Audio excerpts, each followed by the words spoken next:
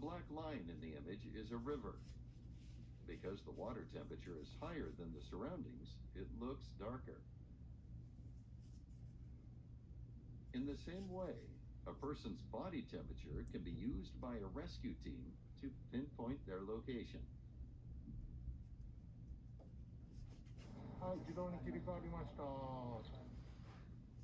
The operator can't visually confirm if there are obstacles along the mountain ridge, so the drone is set to autopilot.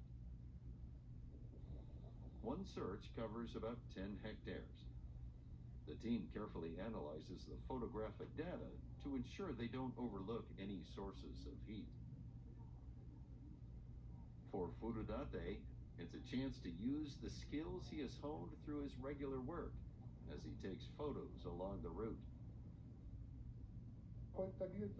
It's great that this technology can be used to save people's lives. It's been an hour since the search operation began, and the mannequin that was used as the target heat source has already been found. Its location is immediately relayed to headquarters. They discover the mannequin is lying close to a forest path. The fire department's rescue crew decides they can conduct their part of the operation safely in the dark if the drone leads the way.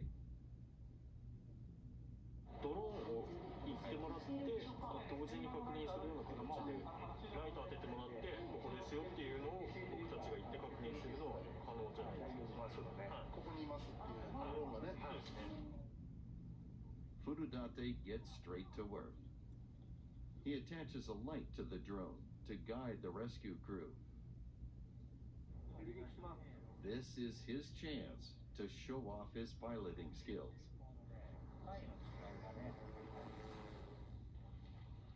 The drone flies ahead and illuminates the location of the subject.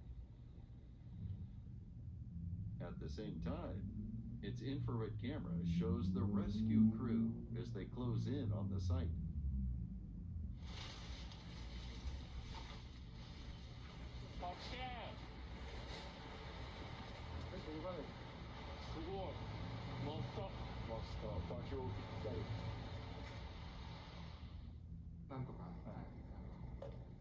I got them there.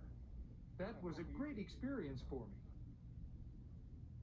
Actually, I didn't believe we'd be able to find so precisely. This will be very effective for our rescue operations in the future. Furudate and other drone pilots are developing a new technology to help speed up these types of operations. It's an autopilot system that will make it possible to create safe flight routes through any forest nationwide.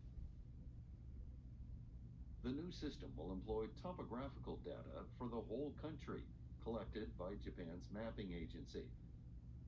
Once the parameters of the search operation are specified, the system will instantly configure a flight route, saving valuable time. We're learning as we go along. I hope we will become a team that can save people's lives. The president of the Japan Rescue Organization has high hopes for the technology. There have been cases where lost climbers survive for days before dying. I really feel that drones will change the way we do mountain search and rescue operations.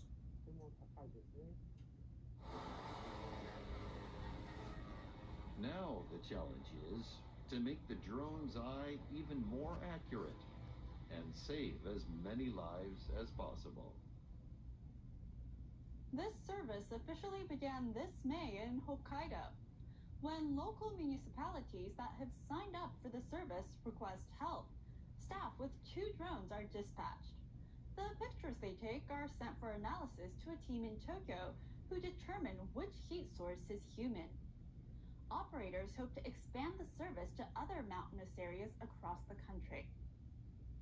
Next, we take a look at the latest technologies helping Japan tackle its rapidly graying and decreasing labor force. There's an acute shortage of workers in the country.